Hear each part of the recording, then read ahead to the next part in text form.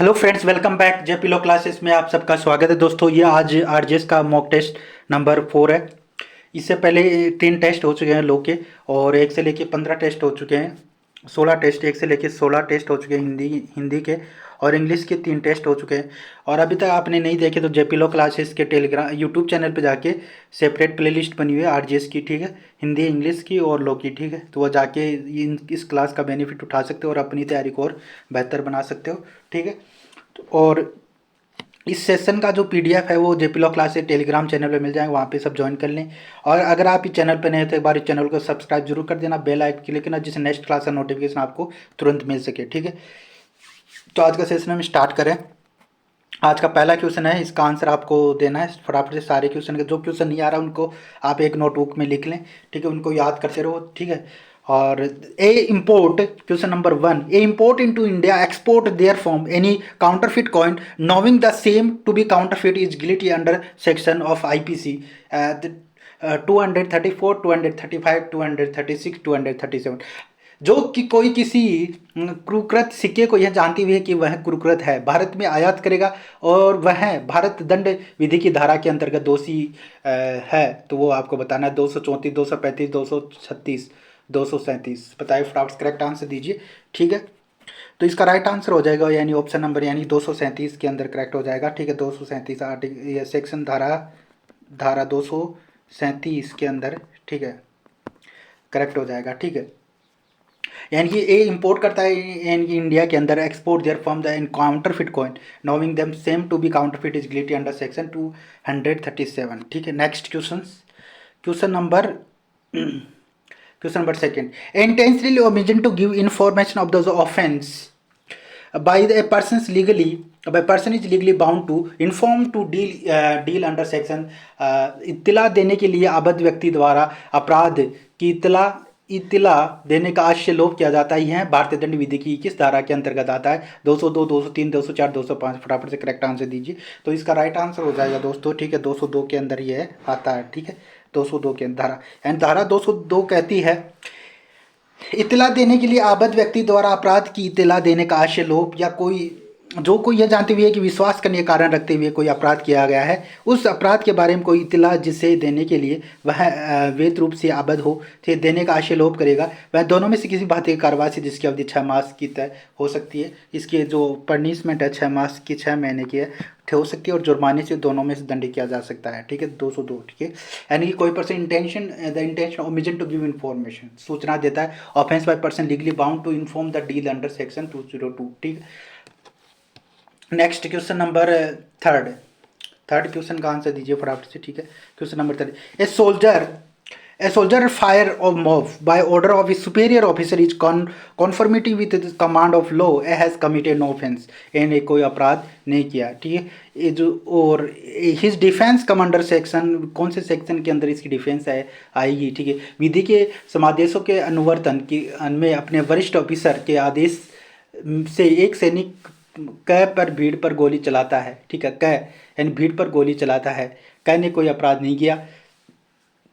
एक सैनिक है जो कै पे भीड़ पर गोली चलाता है, उसके ऑफिसर है जो वरिष्ठ अधिकारी है तो उसके आदेश पे, ठीक है। तो उसने कोई अपराध नहीं किया। यह प्रतिरक्षा यानी भारतीय दंड विधि की किस धारा के अंतर्गत आएगी वो आपको बताना। 76, 77, 78, 79, ठीक है। तो फटाफट से करेक्ट आंसर दीजिए। तो इसका 76 यानी करेक्ट हो जाएगा, यानी कि ऑप्शन नंबर 376 राइट आंसर हो जाएगा, ठीक है। 76 करेक्ट हो जाएगी। काफ़ी बार एग्जाम में इंपॉर्टेंट इलस्ट्रेशन है इस सेक्शन का, ठीक है। तो 76 इज करेक्ट आंसर, ठीक है। Next question number 4, when right to private defence of property extend to causing death, robbery, house breaking, night और मिसिव, फायर कमिटिंग यानी building, use the human developing, all of the above, ठीक है। जब संपत्ति को private प्रतिरक्षा अधिकार का विस्तार मृत्यु कारित करने तय होता है तो उसका ऑप्शन है ऑप्शन नंबर लूट, रात्रिगृह भेदन, अग्नि द्वारा आवासीय भवन से रिष्टि, उपरोक्त सभी, ठीक है। एक तो when the right to private defence property extend to causing death, ठीक है। एक robbery, house breaking by night, mischief, fire committing and building, use the human developing, all the above, ठीक है। तो इसका राइट आंसर बताया फटाफट से, ठीक है। उपरोक्त सभी इसका करेक्ट हो जाएगा, ठीक है। सारे इसके अंदर ओबी भी आएगी, house breaking by night, mischief, fire committing यानी building, use human developing, all the above, ठीक है। लूट, रात्रि गृह भेदन, अग्नि द्वारा आवासीय भवन से रिष्टि, उपरोक्त सभी, ठीक है।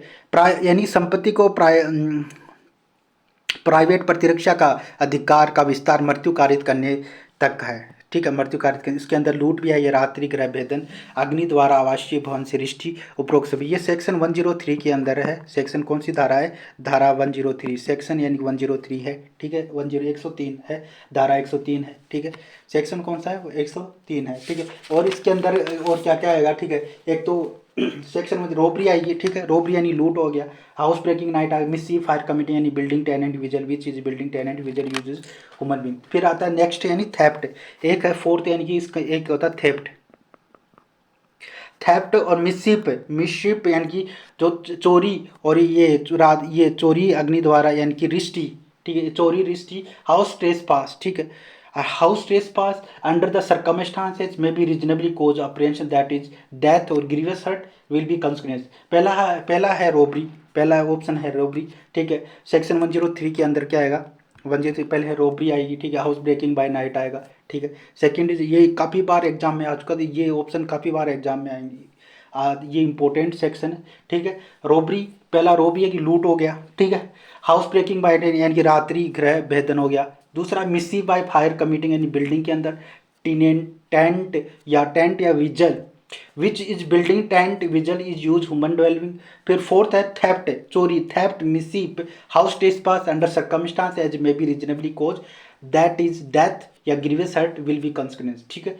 चार चीज़ें हैं इसके अंदर, 4 पॉइंट है इसके, ठीक है। Robbery, house breaking night, mischief fire committing यानी बिल्डिंग, फोर्थ है थेफ्ट यानी मिसीप, हाउस ट्रेसपास चोरी और ये रिष्टि और हाउस ट्रेसपास, ठीक है। और अंडर द सर्कमस्टांसेस में भी रीजनेबली कोज डेथ या ग्रीवियस हर्ट विल कंसिक्वेंस, ठीक है, ठीक है जी। नेक्स्ट है question number 5। Question number 5, whoever waging war against the government of India attempt to wage such shall be punished imprisonment यानी 14 years और फाइन, ठीक है। और दूसरा है डेथ इम्प्रिजमेंट ऑफ लाइफ और imprisonment up to 10 year fine और imprisonment, और दूसरा है fourth is imprisonment 7 years fine. जो कोई भारत सरकार के विरुद्ध युद्ध करेगा, जो कोई भी भारत जो सरकार के विरुद्ध यानी युद्ध करेगा, ठीक है, युद्ध करने का प्रयत्न करेगा, दंडनीय होगा 14 वर्ष से कारावास, जुर्माना, मृत्यु अथवा आजीवन कारावास से 10 वर्ष तक के कारावास से जुर्माना, 7 वर्ष के कारावास। तो इसका करेक्ट आंसर दीजिए। क्वेश्चन नंबर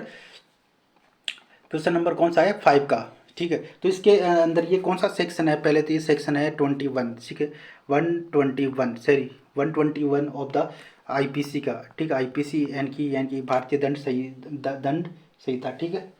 तो इसके अंदर यानी कि ये जो कौन सा चैप्टर 6 है, ऑफेंस अगेंस्ट द स्टेट, यानी राज्य के खिलाफ जो भी अपराध है, यानी कि 100, ये कहाँ से कहाँ तक है? 121 से 130 तक, ठीक है, 130 तक है। तो इससे पहला सेक्शन है यानी कि waging attempt to wage war, abetting wage war against the government of India. इसकी जो पनिशमेंट है death imprisonment of life, option number second is correct हो जाएगा, यानी कि मृत्यु, आवासीय कारावास, जुर्माना, ठीक है जी।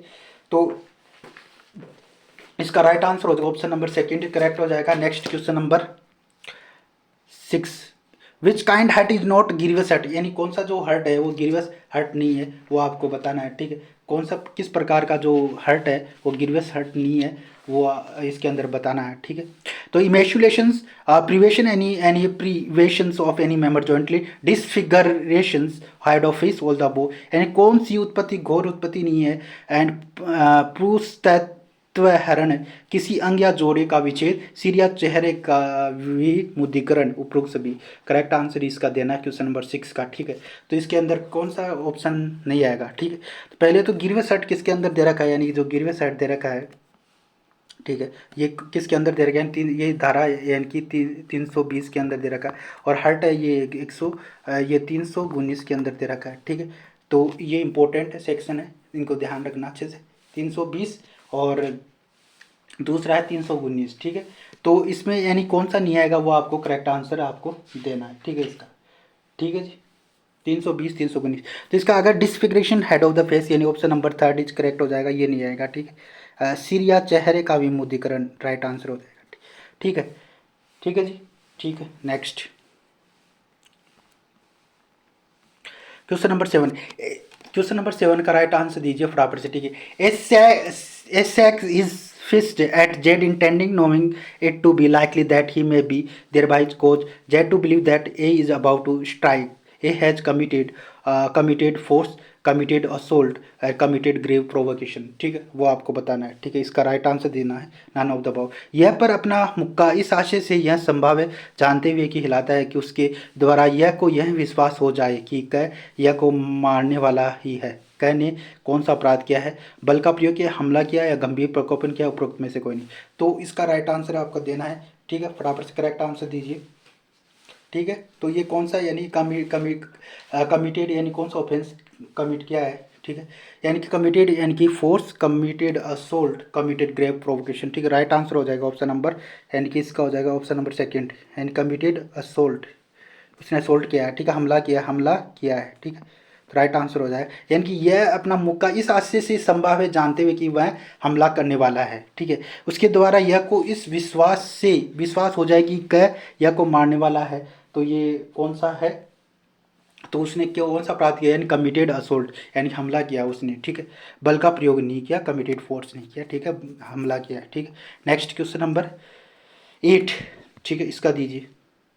Question number 8. Cognizance under section 498A IPC can be taken a police report upon the complaint of victim or upon the complaint of parent, brother, sister of victim, all the above। यानी धारा 498 का भारतीय दंड विधि के अपराध में संज्ञान किया जा सकता है पुलिस रिपोर्ट पर, पीड़ित व्यक्ति की परिवार पर या पीड़ित व्यक्ति के माता पिता और भाई बहन के परिवार पर। उपरोक्त सही विकल्प सही। ठीक है, तो बताओ फटाफट से, सारे विकल्प सही हैं क्या? ठीक है, 498 IPC can be taken upon the police report, complaint of victim, complaint of parent, brother, sister, all the above. ठीक है, जिसका राइट आंसर हो जाएगा ऑप्शन नंबर 4 इज करेक्ट हो जाएगा। ठीक है, फॉर इसका राइट आंसर ऑप्शन नंबर सारे सही है। ठीक है, तो पुलिस रिपोर्ट पे भी ले सकते हैं, पीड़ित व्यक्ति के परिवार पे भी ले सकता है, यानी कि कंप्लेंट ऑफ विक्टिम, और पीड़ित व्यक्ति के माता पिता भाई बहन के परिवार पे भी ले सकता है। सारे सही हो जाएंगे सारे ऑप्शन। ठीक है, नेक्स्ट क्वेश्चन नंबर 9, इसका आंसर आपको देना है। ठीक है, which of the following statement correct? Accused is person is not competent witness. ठीक है, इनमें से कौन सा कथन सही है वो आपको बताना है। Accused can be punish if he give the false answer in the examination, section 313 CRPC। Question number 3, conviction can be based upon the evidence partly recorded by one magistrate and partly recorded by other magistrate. Question number 4, compounding offence under section 320 CRPC does not have effected of acquittal. निम्न में से कौन सा कथन सत्य है? अभियुक्त व्यक्ति सक्षम साक्षी नहीं है और दंड प्रक्रिया की धारा 313 के अंतर्गत उत्तर देने पर अभियुक्त को दंडित किया जाएगा। भागत एक मजिस्ट्रेट द्वारा भागत दूसरे मजिस्ट्रेट द्वारा अभिलिखित साक्ष्य का दोष सिद्ध किया जा सकता है, या भारतीय दंड संहिता की धारा 320(8) क्लोज 8 तहत अपराध क्षमा किए जाने पर उसका प्रभाव दोष मुक्त नहीं होता। ठीक है, तो करेक्ट आंसर दीजिए। तो इसका राइट आंसर हो जाएगा, ठीक है, ऑप्शन नंबर 3 इज करेक्ट हो जाएगा। ठीक है, तो ये conviction can be based upon the evidence, ये एकदम सही है। अपार्ट ये स्टेटमेंट भी गलत है, ये भी गलत है 313 में। ठीक है, ये भी गलत है 320 वाला। ठीक, तो इसका राइट आंसर हो जाए ऑप्शन नंबर 3 इज करेक्ट हो जाएगा। ठीक है, कन्विक्शन कैन बी बेस्ड किस पे होना चाहिए? Upon the evidence partly recorded by one magistrate, partly recorded by other magistrate. तो इसका राइट आंसर हो जाएगा क्वेश्चन नंबर 9 का थर्ड आंसर रह जाएगा, यानी कि भागत एक मजिस्ट्रेट और भागत दूसरे मजिस्ट्रेट द्वारा अभिलिखित साक्ष्य को दोष सिद्ध किया जा सकता है। ठीक है, तो राइट आंसर हो तो ऑप्शन नंबर 3 करेक्ट हो जाएगा।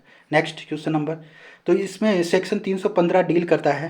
315 डील किससे करता है? Deal with accused person is competent witness, ये तो वहाँ पे लिखा होता है एक्यूज पर्सन नॉट कॉम्पिटेंट। तो सेक्शन 326 डील करता है conviction commitment of the evidence partly recorded by one magistrate और partly recorded by another magistrate. तो ऑप्शन नंबर 326 करेक्ट हो जाएगा। ठीक है, next question number 10, chief judicial magistrate में भी pass sentence up to death, up to life imprisonment, up to 10 year imprisonment, up to 7 year imprisonment. मुख्य जो न्यायिक मजिस्ट्रेट है दंडादेश दे सकता है, जो यानी कि मुख्य न्यायिक मजिस्ट्रेट, और दंडादेश कितना दे सकता है वो आपको बताना है। मृत्युदंड, आजीवन कारावास, 10 वर्ष तक के कारावास, 7 वर्ष तक के कारावास। ठीक है ठीक है, तो इसका राइट आंसर हो जाएगा, यानी कि इसका ऑप्शन नंबर यानी 4 इज करेक्ट हो, यानी कि अप टू 7 ईयर्स दे सकते हैं, 7 साल तक दे सकता है, यानी 7 वर्ष तक की कारावास दे सकता है। ठीक है जी, तो इसका राइट आंसर हो जाएगा क्वेश्चन नंबर 10 का 4 इज करेक्ट हो जाएगा। ठीक है, नेक्स्ट इसका बताओ फटाफट। When a person has reason to believe जब एक person has reason to believe that B may be arrest and accusations of having committed a non bailable offence, उसने नॉन बेलेबल ऑफेंस कमिट किया है, ठीक है। तो इसके अंदर तो ही में भी अप्लाई टू एंटीसिपेटरी, क्या हुआ एंटीसिपेटरी बेल के लिए अप्लाई कर सकता है, वो आपको बताना है, ठीक है जी। तो इसका करेक्ट आंसर आपको देना है कमेंट बॉक्स में। जब किसी व्यक्ति को यह विश्वास करने का कारण है कि उसको किसी अजमानती अपराध के अभियोग में गिरफ्तार किया जाता है, अजमानती अपराध यानी कि नॉन बेलेबल ऑफेंस में उसको अरेस्ट किया जाता है, तो अग्रिम जमानत हेतु आवेदन कर सकता है। किस सेक्शन के अंदर वो अग्रिम जमानत के लिए यानी कि एंटीसिपेटरी बेल के लिए आवेदन कर सकता है, वो आपको बताना है, ठीक है जी।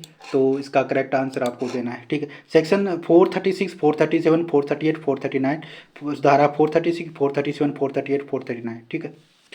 ठीक है, इसको राइट आंसर हो जाएगा, यानी ऑप्शन नंबर 3 इज करेक्ट हो जाएगा, क्योंकि वो एंटीसिपेटरी बेल दे रहा है 438 के अंदर दे रहेगा, धारा 438 के अंदर करेक्ट हो जाएगा, ठीक है। राइट आंसर ये 438 इज करेक्ट आंसर हो जाएगा, ठीक है जी। ठीक है, भारतीय दंड संहिता का 438 करेक्ट आंसर, कि यानी 438 के अंदर एंटीसिपेटरी बेल में अप्लाई कर सकता है, ठीक है, वह आवेदन कर सकता है, एप्लीकेशन लगा सकता है, ठीक है, एंटीसिपेटरी बेल की, ठीक है। ठीक है, next question number 12, who is not competent to pass order under section 106 CRPC to take security keeping peace on conviction, judicial magistrate first class, session court, executive magistrate, all are competent. धारा 106 भारतीय दंड पर संहिता के अंतर्गत दोष सिद्धि पर शांति परिशांति कायम करने हेतु कौन सक्षम नहीं है, वो बताना है, यानी धारा 106 के अंदर कौन सक्षम नहीं है वो आपको बताना है इसके अंदर, ठीक है। तो इसका राइट आंसर आपको यानी कि न्यायिक मजिस्ट्रेट प्रथम श्रेणी, यानी सेशन कोर्ट से यानी सत्र न्यायालय, और कार्यवाहिक मजिस्ट्रेट द रजिस्ट्रार या मजिस्ट्रेट, ठीक है, मजिस्ट्रेट का लेना यहाँ पे, ठीक है, जो कार्यपालिक जो मजिस्ट्रेट का लेना, ठीक है,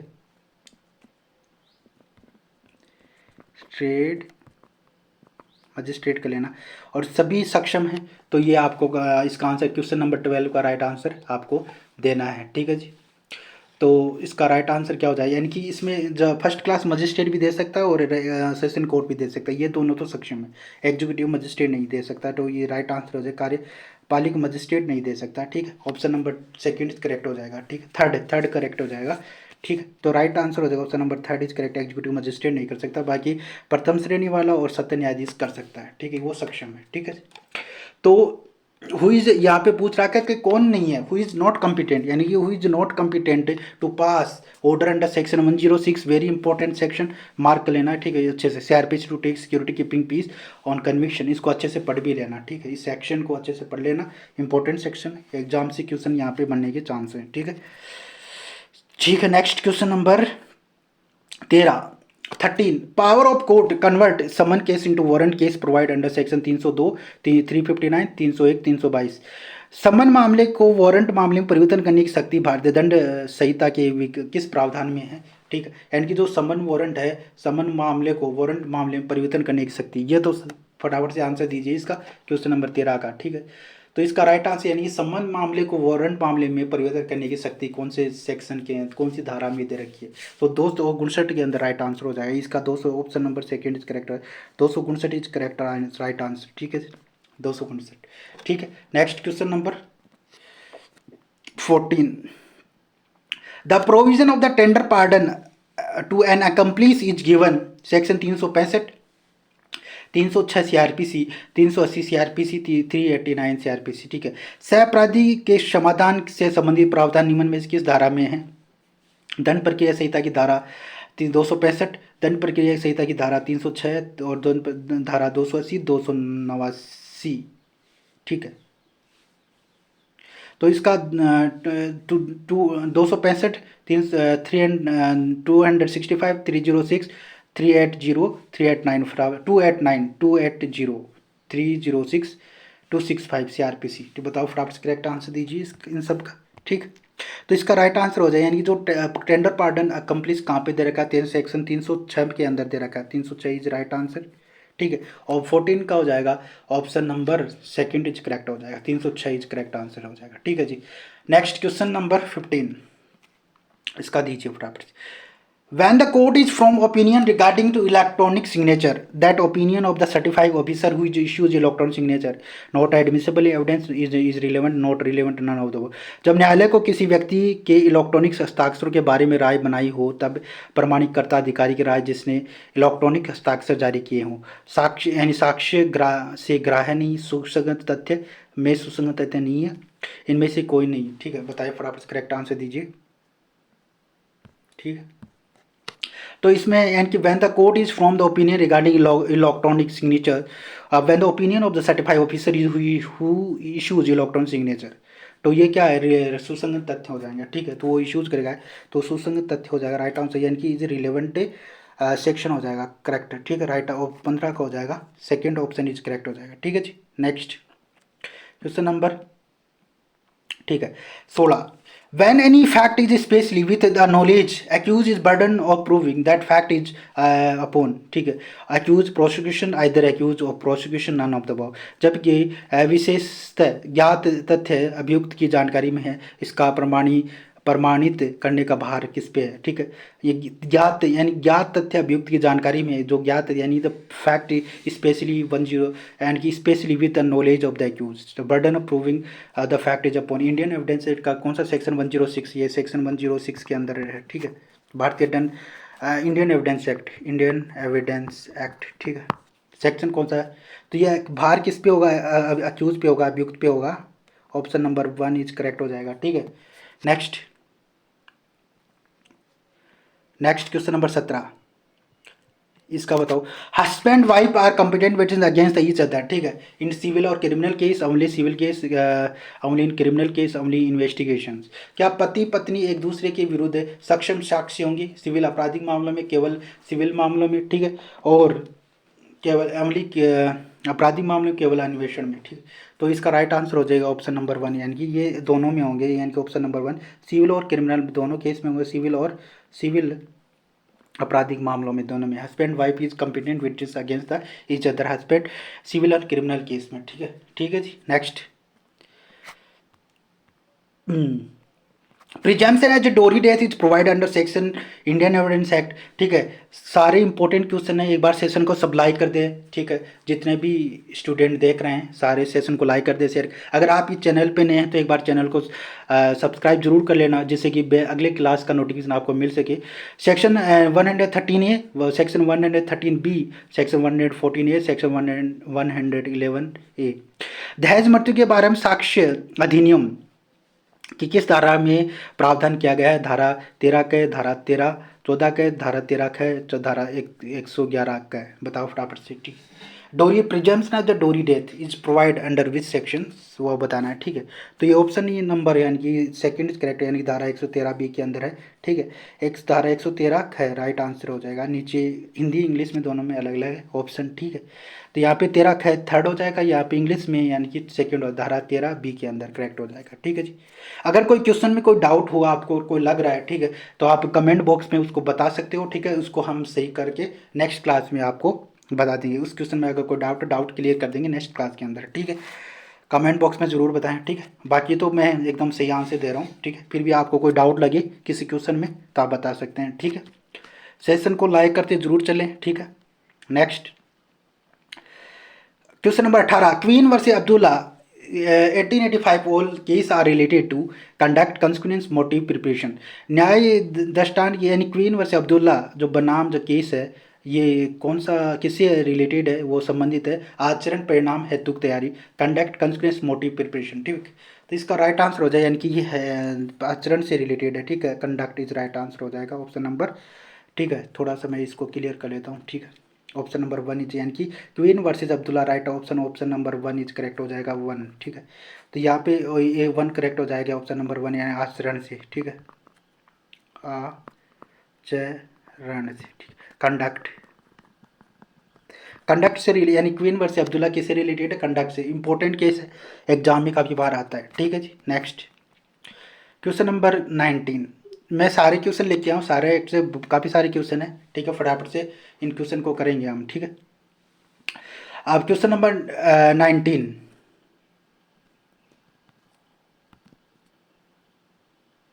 क्वेश्चन नंबर 90, टर्म और negotiable in the instrument act 1881 refer to, ठीक है। टर्म जो निगोशिएबल है, ये जो निगोशिएबल इंस्ट्रूमेंट जो एक्ट है रेफर करता है, ठीक है। Option number 1, transfer of the bill of exchange promise note cheque to any person as to be constitute a person the holder of the thereof. Option number 2, a payment of the bank in negotiable instrument after due to verification of this amendment, ठीक है। थोड़ा typing error है यहाँ पे। तो question number 3, and bargaining between the parties, और ये है या उपरोक्त सभी, ठीक है। तो यह थोड़ा सा यहाँ पे थोड़ा सा टाइपिंग एरर है, ठीक है। तो सी हो जाएगा। तो इसका राइट आंसर हो जाएगा ऑप्शन नंबर 1 इज करेक्ट हो जाएगा, ठीक है।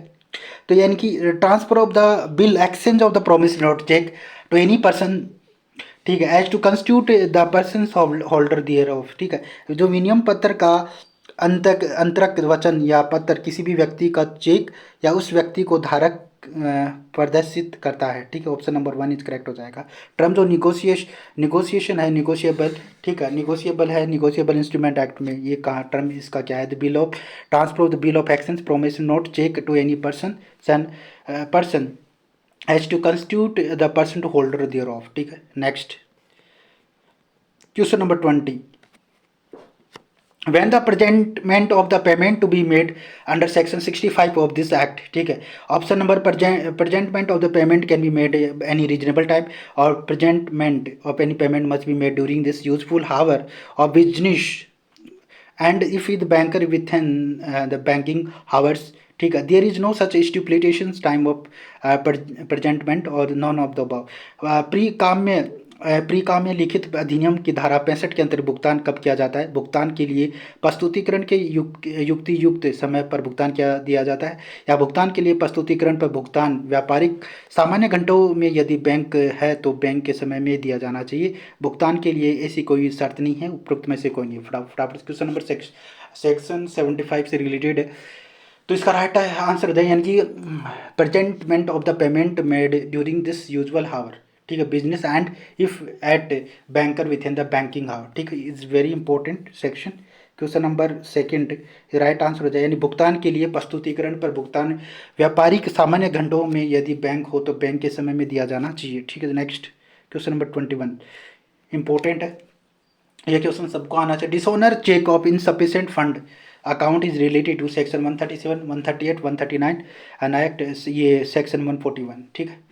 तो लेखों में जमा राशि अपर्याप्त होने के या आदि के कारण चेकों को अनुदूत हो जाना संबंधित है। 137, 138, 139, 141 धारा 141। बताओ फटाफट करेक्ट आंसर दीजिए, कौन सा ऑप्शन करेक्ट हो जाएगा, ठीक है। क्वेश्चन नंबर 21 का राइट आंसर देना, ठीक है। 138 करेक्ट है, सही, ऑप्शन नंबर 2 इज करेक्ट हो जाएगा। Dishonour cheque is insufficient fund of account, ठीक है। तो 138 करेक्ट आंसर ये इनकी, ठीक है। 138 करेक्ट आंसर हो जाए। Dishonour cheque is insufficient fund, लेखों में जमा राशि अपर्याप्त आदि के कारण चेकों का अनादूत हो जाना संबंधित है सेक्शन 138 में प्राकाम्य लिखित अधिनियम है इसके अंदर, ठीक है। क्वेश्चन नंबर 22, ठीक है। Section 20 under negotiable instrument act bill of exchange defined under section 5, 10 और 12, 13। प्राकाम्य लिखित अधिनियम के तहत विनियम पत्र, जो विनियम पत्र है निम्नलिखित में अंतर्गत परिभाषित किया गया 5, 10, 12, 13, ठीक है। इसका राइट आंसर आप देना है, ठीक।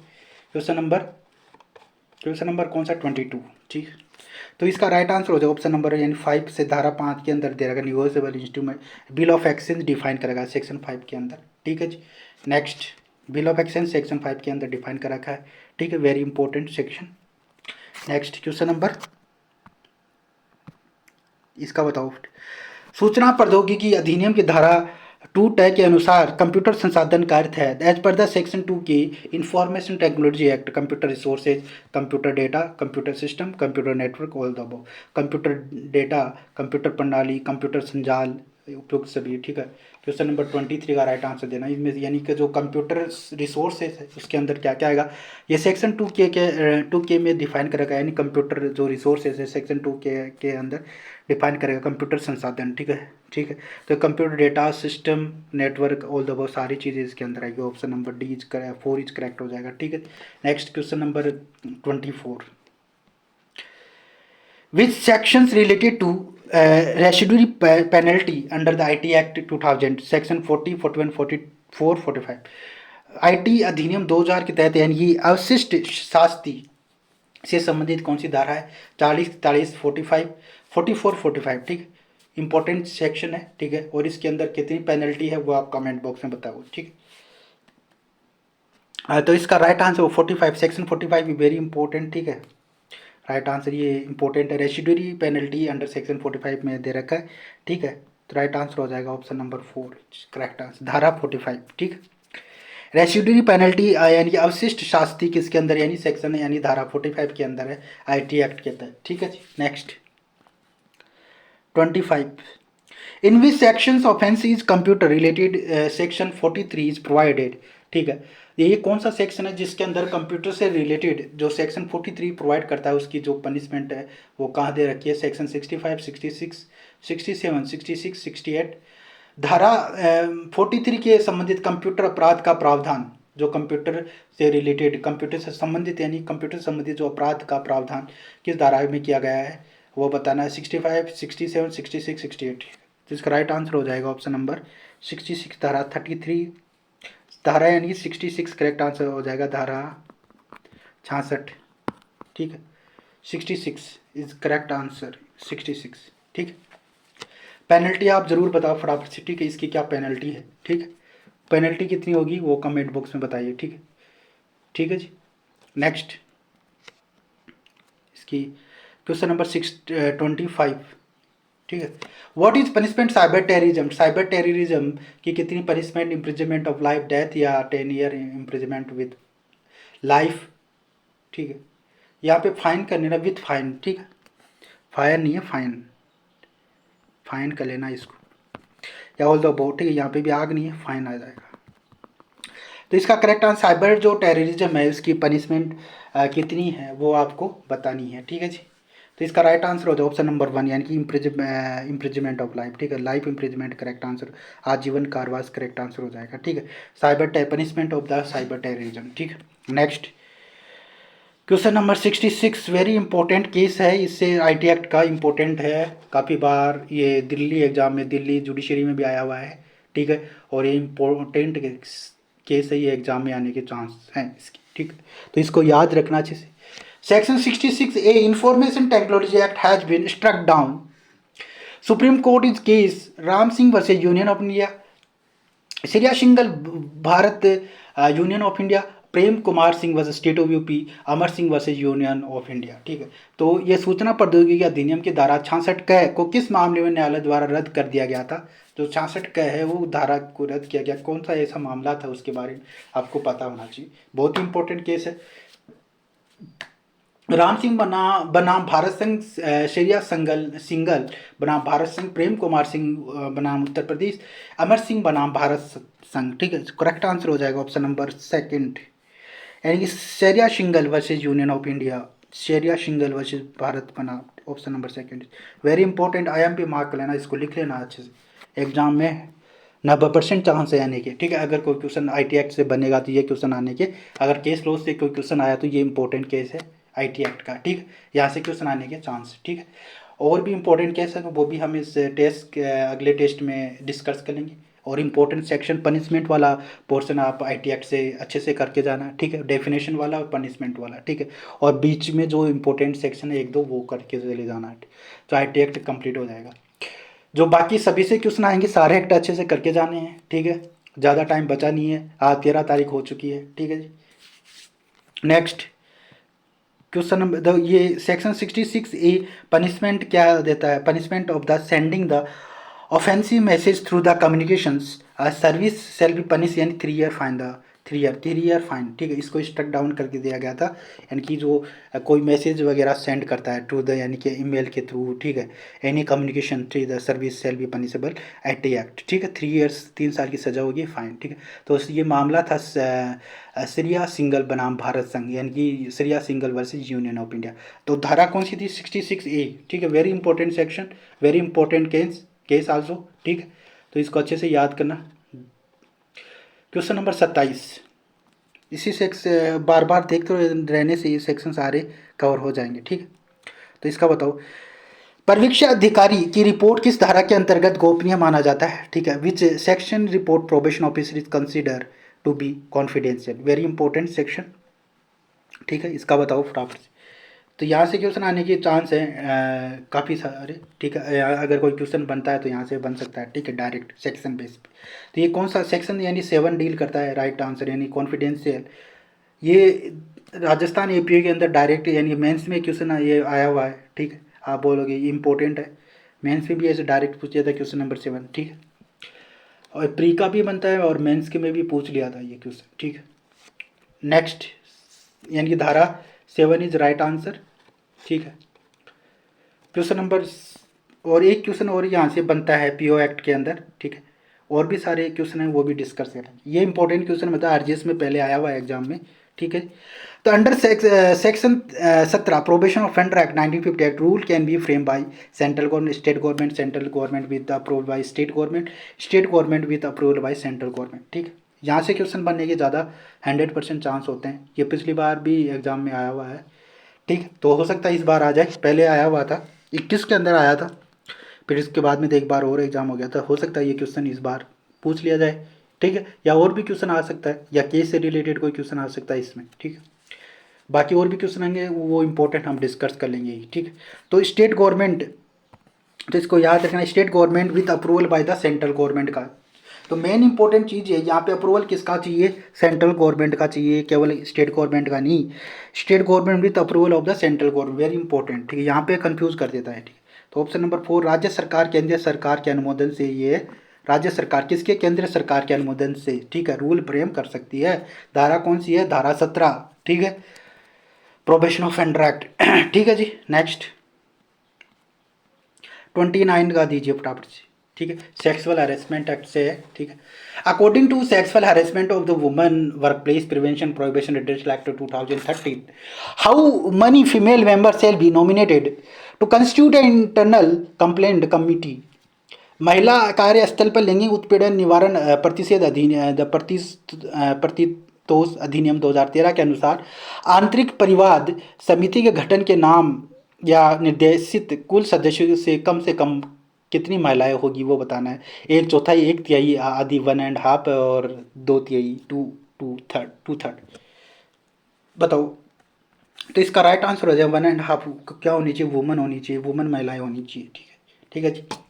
तो सारे क्वेश्चन को अच्छे से आपको पढ़ के जाना है, क्वेश्चन कहीं से भी फ्रेम हो सकता है, कोई भी सेक्शन ये छोड़ के नहीं जाना है, एक बार सारे रीड करके जाना है अच्छे से। जो प्रोविजन है वह, बाकी इंपॉर्टेंट क्वेश्चन तो मैं करा ही रहा हूँ सारे सेक्शन से, ठीक है, वो कवर करा दूंगा। एक बार चैनल को आप सब्सक्राइब कर लेना, इस चैनल को सब्सक्राइब कर लेना, जिससे कि अगली क्लास का आपको नोटिफिकेशन मिल सके और इस चैनल इसका फ़ायदा आप इस सीरीज़ का उठा सकते हो, ठीक है।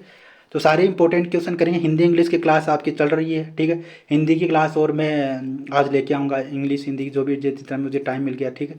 तो काफ़ी सारे क्वेश्चन करेंगे हिंदी के, ठीक है। इंपॉर्टेंट सारे जो टॉपिक है वो सारे कवर करेंगे एक ही सेशन के अंदर, ठीक है। तो इसका राइट आंसर आपको बताना है, ठीक है, 1.5 करेक्ट हो जाएगा। नेक्स्ट क्वेश्चन नंबर 30 का आंसर दीजिए। समुचित सरकार किस धारा से संबंधित है? An appropriate government related with section under the sexual harassment woman work place prevention prohibition redressal act, ठीक है। तो लैंगिक अपराध वाला ये जो एक्ट है इसके अंदर कौन सी धारा के अंदर यह समुचित सरकार की धारा दे रखी है वो बताइए। यानी सेक्शन 2 क या घ BADE 2BE बताओ फटाफट से। तो ऑप्शन नंबर 1 इज करेक्ट हो जाएगा, यानी कि 2 ख के अंदर दे रखा है, 2B के अंदर, यानी कि अप्रोप्रिएट गवर्नमेंट, यानी कि अप्रोप्रिएट गवर्नमेंट समुचित सरकार की धारा 2B के अंदर दे रखा है, ठीक है जी, ठीक है। नेक्स्ट नेक्स्ट है, इसका बताओ फटाफट से, करेक्ट आंसर दीजिए। which following the come under workplace sexual harassment women workplace prevention provision legislation act 2000। Workplace के अंदर ये क्या क्या अंतर्गत आता है? शैक्षणिक संस्था, एजुकेशन इंस्टीट्यूशन एंड मनोरंजन संस्थान, इंटरटेनमेंट स्टेब्लिशमेंट या हॉस्पिटल या ऑल द अबव, ठीक। और ये वर्क प्लेस कहाँ पे डिफाइन कर रखा है वो भी आपको बताना है कमेंट। जो वर्क प्लेस यानी सेक्शन यानी कि धारा कौन सी है ये, तो किसके अंदर ये डिफाइन कर रखा है? शायद धारा टू क्लोज ओ के अंदर ये दे रखा है, ठीक है। तो टू क्लोज ओ के अंदर ये दे रखा है यानी वर्क प्लेस डिफाइन कर रखा है। काफ़ी सारा बड़ा सेक्शन है, इसको अच्छे से याद कर लेना, काफ़ी सारे पॉइंट है, यहाँ से क्वेश्चन बनने के चांस है, ठीक है। तो एजुकेशन इंस्टीट्यूशन आता है यानी टू क्लोज ओ के अंदर दे रखा है, ठीक है।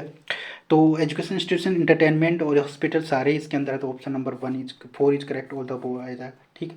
और जो सेक्सुअल हैरेसमेंट कहाँ डिफाइन करेगा यानी सेक्शन 2N के अंदर सेक्सुअल हैरेसमेंट को डिफाइन कर रखा है, ठीक है। नेक्स्ट है, बाकी क्वेश्चन भी हम इस डिस्कस कर लेंगे, ठीक है, इंपॉर्टेंट जो भी बन रहे हैं यहाँ से, ठीक है। तो कौन सा सेक्शन है? ठीक है, 32 बताओ। तो protection woman domestic violence act से आपको बताना है, ठीक है। Protection of woman domestic violence act receive the assent of the president की सहमति कब मिली थी वो भी आपको बताओ फटाफट से, ठीक है। इसके 3-4 क्वेश्चन बन रहे हैं वो हम डिस्कस करेंगे, यहाँ से क्वेश्चन आने के चांस हैं, ठीक है। तो यह क्वेश्चन बन सकता है। तो यानी कि घरेलू हिंसा महिला संरक्षण अधिनियम 2005 राष्ट्रपति की स्वीकृति कब प्राप्त हुई थी? 13 दिसंबर 2005 को, या 13 सितंबर 2006, 26 सितंबर 2005 या 26 सितंबर 2008, ठीक है, बताओ। तो इसका राइट आंसर हो जाएगा यानी कि 13 सितंबर 2005 करेक्ट आंसर हो जाएगा, ठीक है, ठीक है जी। 13 सितंबर 2005 is correct answer, very important, ठीक है। जब डोमेस्टिक वाले डीवी एक्ट की जो प्रेसिडेंट की असेंट मिली थी यानी कि 13 सितंबर 2005, ठीक है। और ये बताओ यानी कि जो क्वेश्चन नंबर 33, घरेलू हिंसा में महिलाओं का संरक्षण अधिनियम 2005 कब लागू हुआ था? Protection woman domestic violence act come into force, ठीक है। अगर ये क्वेश्चन किसी को आ रहा है तो भी उसका रिवीजन हो रहा है, ठीक है। इनको अच्छे से याद कर ले, कई बार क्या एग्जाम में ऐसे क्वेश्चन आते हैं तो हम वहाँ पे जाके हमें यह पता तो होता है, वहाँ पे जाके हम भूल जाते हैं, ठीक है। तो एग्जाम में हम राइट क्लिक नहीं कर पाते कि कौन सा सही है ऑप्शन, ठीक है। तो कई बार ऐसे क्वेश्चन में हमें कन्फ्यूजन हो जाता है, ठीक है। तो 13 आएगा या 26 आएगा या क्या आएगा, ठीक है। तो राष्ट्रपति की स्वीकृति वाला हो गया 33 है ये, कि ये लागू कब हुआ था वो आपको बताना है, ठीक है जी। ये एक्ट यानी protection on domestic violence come into force 26 अगस्त 2006, 26 सितंबर 2006, 26 अक्टूबर 2006 या 26 नवंबर 2006, बताओ फटाफट से। तो इसका राइट आंसर हो जाएगा यानी 26 अक्टूबर, यानी कि कब लागू हुआ था? 26 अक्टूबर, ठीक है, October 2006। Option number C correct answer हो जाएगा, ठीक है, वेरी इंपॉर्टेंट, दोनों को याद कर लेना। यानी कि एक तो प्रेसिडेंट की असेंट और कमेंट कब लागू हुआ था, ठीक। अनेक्टमेंट डेट ये अच्छे से याद कर लेना इसकी 26 अक्टूबर 2000, 26 अक्टूबर 2006, ठीक। और ये इसकी कब है? 13 सितंबर, यानी कि राष्ट्रपति की सहमति मिली थी, इसको अच्छे से याद कर लें। राष्ट्रपति की सहमति यानी कि 13 सितंबर को मिली थी, 13 सितंबर 2005 को, और ये लागू हुआ था 26 अक्टूबर, ठीक है। लागू कब हुआ था? 26 अक्टूबर 2006, यानी 26 अक्टूबर 2006, वेरी इंपॉर्टेंट, ठीक है। नेक्स्ट इसका बताओ फटाफट से, ठीक है, यही इंपॉर्टेंट सेक्शन, ये भी काफ़ी बार यहाँ से क्वेश्चन आने के चांस है। According to section 2A protection woman domestic violence act, ठीक है। तो violence act 2005 aggrieved woman means any woman who is has been dash in a with respondent who alleged to have been subject to any act of domestic violence by respondent. घरेलू हिंसा महिलाओं के संरक्षण अधिनियम 2005 की धारा 2 के अनुसार व्यथित व्यक्ति में से कोई ऐसी महिला अभिप्रेत जो प्रत्यार्थी की में या रही है जिसका अभिकथन है कि यह प्रत्यार्थी द्वारा किसी घरेलू हिंसा का शिकार रही है, ठीक है। तो डोमेस्टिक रिलेशन घरेलू नातेदार, साझेदारी, पार्टनरशिप या पड़ोस, नेबरहुड या अनौपचारिक नातेदारी यानी कि इनफॉर्मल रिलेशनशिप, करेक्ट आंसर, ठीक है। तो इसका राइट आंसर दीजिए क्वेश्चन नंबर 34 का, ठीक है। तो क्या ये डोमेस्टिक रिलेशनशिप पे रही है, ठीक है। तो राइट आंसर हो जाएगा aggrieved woman who is and कि who is has been in domestic relationship, ठीक है। तो वो घरेलू नातेदारी में है, domestic relationship in with the respondent who alleged to have been subject to any act domestic violence by the respondent. धारा 2 के अंदर व्यथित व्यक्ति को डिफाइन कर रखा है, ठीक है। 2 के अंदर व्यथित व्यक्ति को धारा 2 के अंदर, ठीक है। ऐसी महिला जो अभिप्रेत जो प्रत्यार्थी की घरेलू नातेदारी में है या रही है जो घरेलू नातेदारी में यानी कि डोमेस्टिक रिलेशनशिप में है या रही है, और जिसका अभिकथन ये है कि वह प्रत्यार्थी द्वारा किसी घरेलू हिंसा का शिकार रही है। ठीक। Next question number B, question number 35, very important. ये भी डीवी एक्ट का है। ठीक है, किसका है? डोमेस्टिक वायलेंस डीवी एक्ट का है, डीवी एक्ट का। ठीक है, ये एक्ट नंबर 2005 है। ठीक है, एक्ट नंबर क्या है? सॉरी, ये एक्ट 2005 का है। एक्ट नंबर कितना है? एक्ट नंबर 43 है। ठीक है, वेरी इंपॉर्टेंट, इस चीज़ का भी याद रखें। एक्ट नंबर क्या है? 43, 43 है।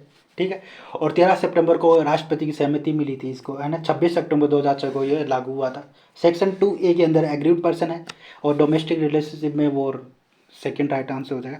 According to section 2B, child में चाइल्ड का मतलब क्या है? Adopted child, step child, foster child, all the above. दत्तक बालक, सौतेला बालक, पोषित बालक या उपयुक्त सभी। ठीक है, तो ऑल द अबव आएगा इसका राइट आंसर। ठीक है, अडोप्टेड चाइल्ड यानी स्टेप चाइल्ड, फोस्टर चाइल्ड। ठीक है, ये क्वेश्चन भी आ सकता है। ठीक है, तो ये सेक्शन 2B के अंदर डिफाइन करा गया यानी डोमेस्टिक वायलेंस एक्ट के। ठीक है, नेक्स्ट, एक बार सेशन को सब लाइक कर दिया फटाफट से। ठीक है, और भी सारे क्वेश्चन है, वो भी हम सारे करेंगे। ठीक है, काफ़ी सारे क्वेश्चन लेके आया हूँ मैं आज। ठीक है, तो सेशन को सब लाइक कर दिया फटाफट से। ठीक है, according to protection woman domestic violence act, magistrate means घरेलू हिंसा से महिला संरक्षण अधिनियम 2005 के अनुसार मजिस्ट्रेट से अभिप्रेत है। ठीक है, और मजिस्ट्रेट को कहाँ डिफाइन करेगा वो भी बताओ आप। ठीक, ठीक है, तो इसका करेक्ट आंसर देना है। ठीक है, तो मजिस्ट्रेट फर्स्ट क्लास से metropolitan magistrate both of the correct यानी कि नन ऑफ द बोथ। ठीक है, यानी प्रथम मजिस्ट्रेट महानगर मजिस्ट्रेट उपरोक्त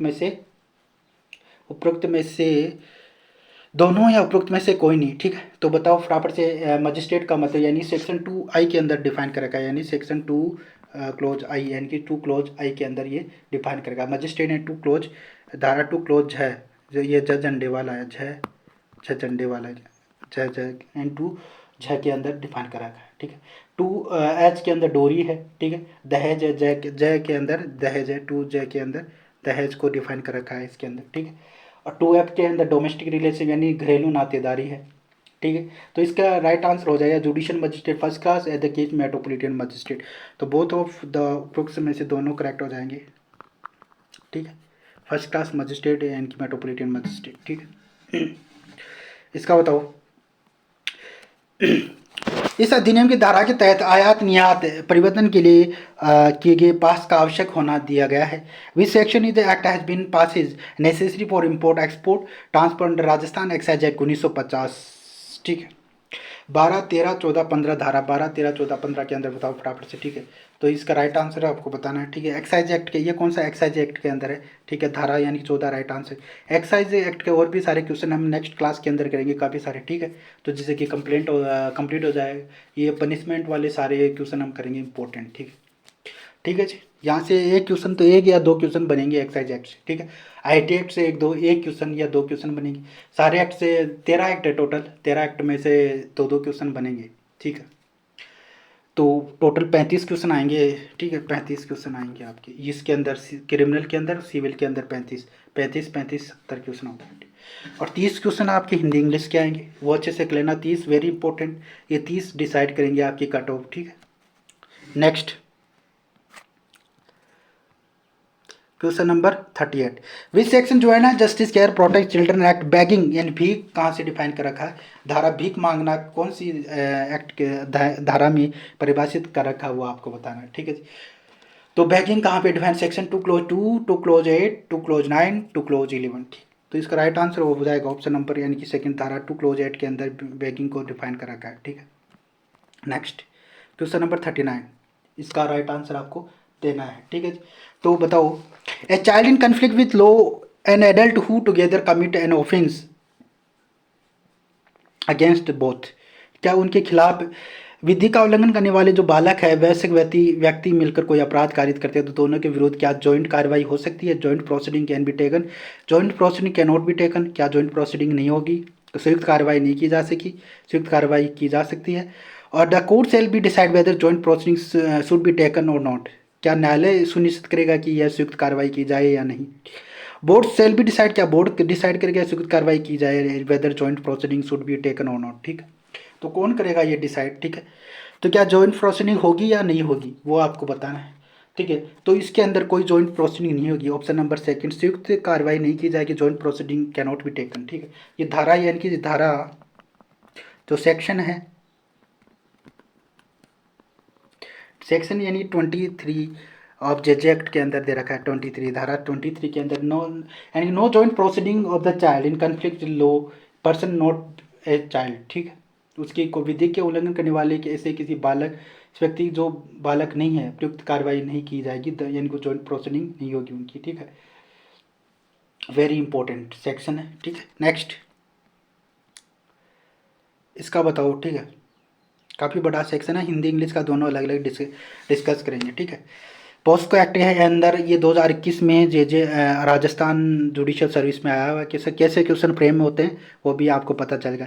provision section 313 3 to 13 protection children sexual offence act, यानी कि ये पॉस्को एक्ट है। 12 shall be apply shall not be apply. ठीक है। तो ये कहाँ पे अप्लाई नहीं होगा? Case medical exams medical treatment of a child when such medical exam medical treatment is undertaken with the consent of child himself. क्या बच्चे का जो मेडिकल एग्जामिनेशन होते हैं, मेडिकल जो ट्रीटमेंट, क्या बच्चे का कंसेंट की जरूरत है? Such medical exam medical treatment undertaking with the consent of court, क्या कोर्ट की कंसेंट की जरूरत है? Such medical exam medical treatment undertaking with the consent of the parent, क्या पेरेंट के कंसेंट की आवश्यकता है? ठीक है। वो आपको बताना है इसके अंदर कौन सा सेक्शन है। ठीक है जी। तो और दूसरा है such medical exams medical treatment undertaking under direction of the parent presence of the police. Such medical examination third है, third such medical exam medical treatment consent of the parent his parent. ठीक। तो इसका right answer आपको बताना है। ठीक है। Question number 39, लैंगिक अपराधों बालक संरक्षण अधिनियम 2012 की धारा 3 से 13 तक के बालक चिकित्सीय परीक्षा चिकित्सीय उपचार मामलों में लागू नहीं होंगे। ठीक है। उपबंध बालक की चिकित्सीय जो परीक्षा है, जो मेडिकल एग्जामिनेशन है, मेडिकल ट्रीटमेंट के अंदर लागू नहीं होगा। किस सेक्शन के अंदर ये दे रखा है? ठीक है। ये प्रोविजन किसकी सहमति से होगा? ठीक है। ऐसे चिकित्सा परीक्षा चिकित्सा उपचार स्वयं बालक की सहमति से, ऐसे चिकित्सा उपचार कोर्ट की न्यायालय की सहमति से, या बालक के माता पिता की सहमति से, या उच्च उपचार पुलिस के निर्देश से उपस्थिति में किए जाएंगे। ठीक है। तो करेक्ट आंसर दीजिए। इसका राइट आंसर हो जाएगा option number third is correct आ जाएगा, यानी उसके माता पिता की उपस्थिति होना जरूरी है। The medical exams medical treatment undertaking the consent of the parent, उसके माता पिता की उपस्थिति जो पर से यानी कि कंसेंट होना जरूरी है, तभी वो मेडिकल एग्जामिनेशन कराई जा सकती है। ठीक है। ठीक है जी। तो option number third is correct हो जाएगा। थर्ड यानी कि ऐसे जो चिकित्सा इस माता पिता की सहमति के लिए किए जा सके होंगे। ठीक है। तो ये धारा 41 के अंदर दे रखा है। सेक्शन कौन सा है? 41 ऑफ पॉस्को एक्ट। ठीक है।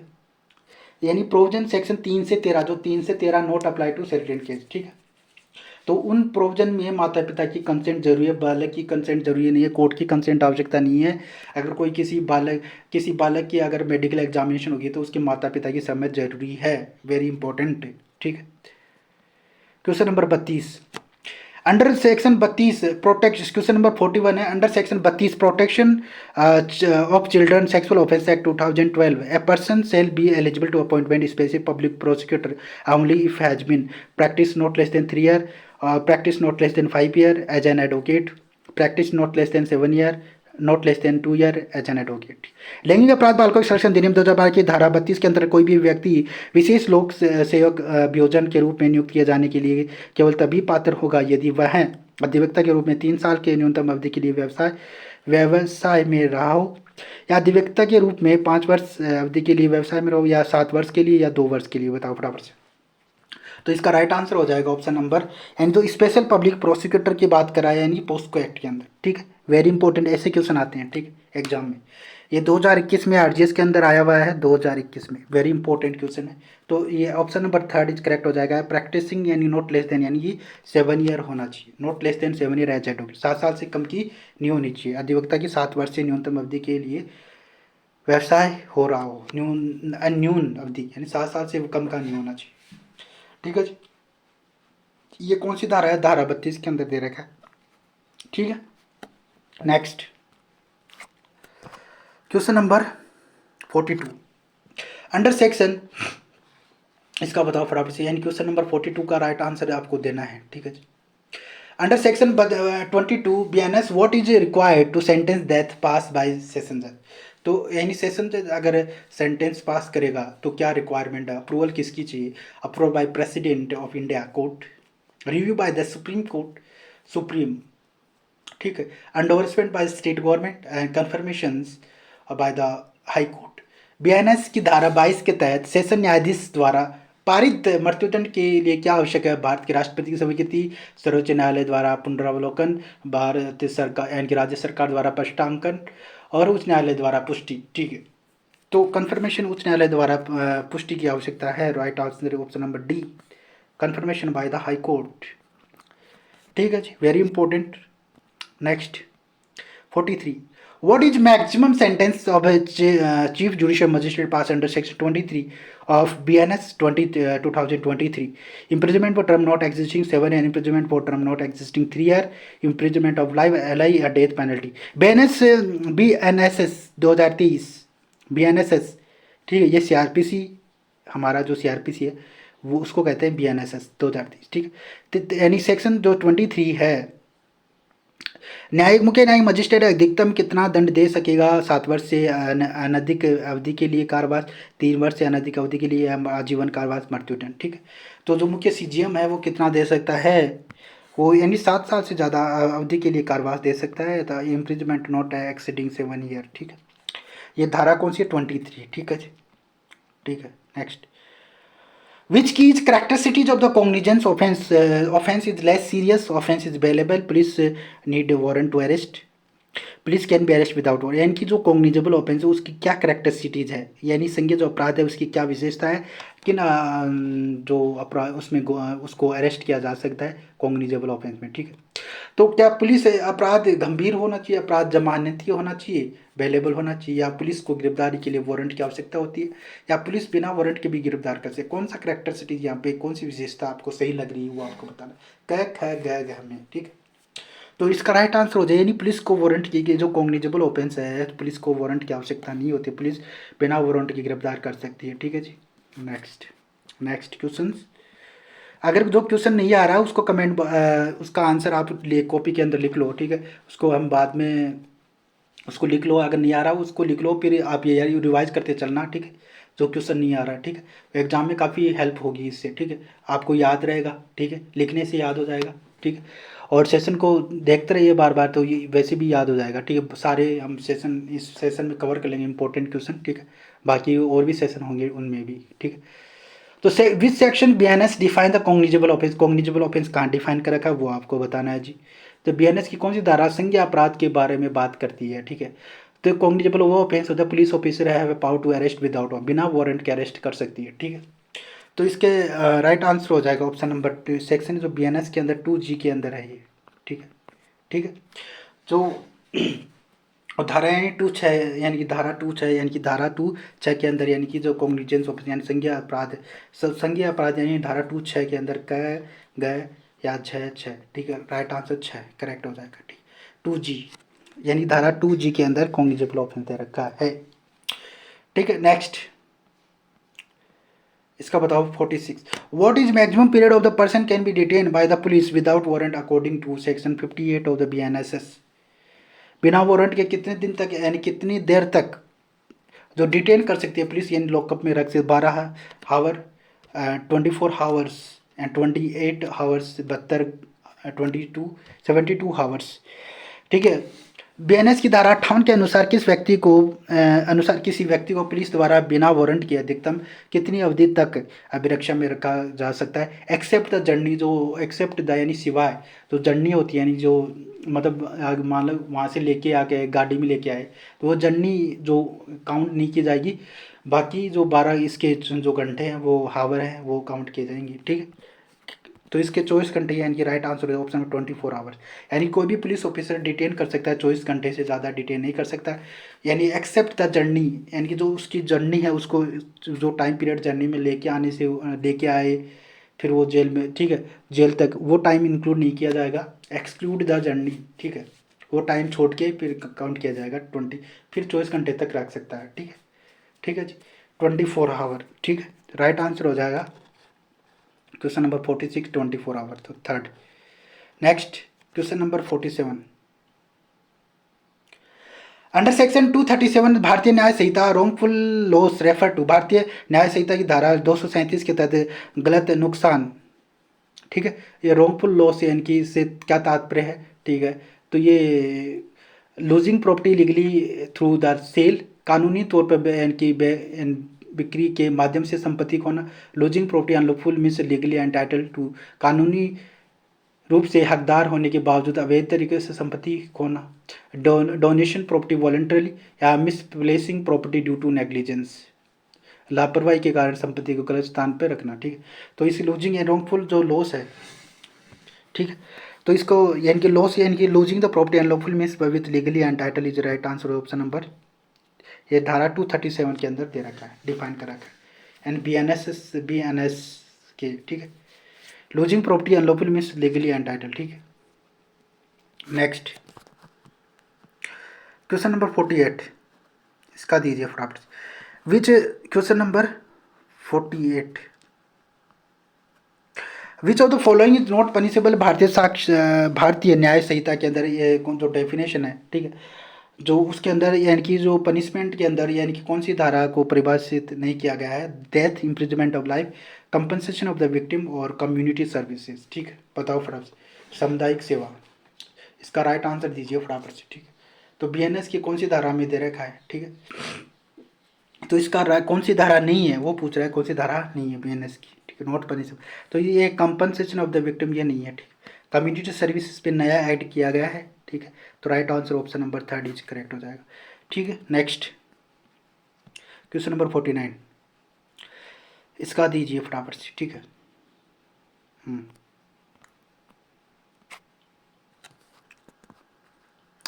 Which of the following section भारतीय साक्ष्य अधिनियम deal with definition of the conclusive proof, conclusive proof को कहाँ डिफाइन कर रखा है, section 2 close 1B, 2 close 1C, 2 close 1D, 2 close 1E, यानी भारतीय साक्ष्य अधिनियम की निम्नलिखित में से कौन सी खंड में निश्चायक सबूत को परिभाषित किया गया है वो आपको बताना है, ठीक है, तो ये भारतीय यानी कि कंक्लूसिव प्रूफ को कहाँ डिफाइन कर रखा है, यानी सेक्शन 2 क्लोज 1B के अंदर, 2 क्लोज 1B के अंदर, यानी कि ऑप्शन नंबर 1 इज करेक्ट हो जाएगा, ठीक, जो कंक्लूसिव प्रूफ को डिफाइन करा था, ठीक है जी।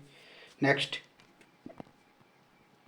जो कंक्लूसिव प्रूफ को डिफाइन करा है यानी सेक्शन 2 क्लॉज बी के अंदर डिफाइन करा है, when the one fact is declared by this अधिनियम to be conclusive proof to another, the court shall on the proof one fact regard other as a proved shall not be allowed to, यानी उसको ना साबित करने के लिए the साक्ष्य नहीं दिया जाएगा, shall not be allowed to evidence to given the purpose of disproving, ठीक है।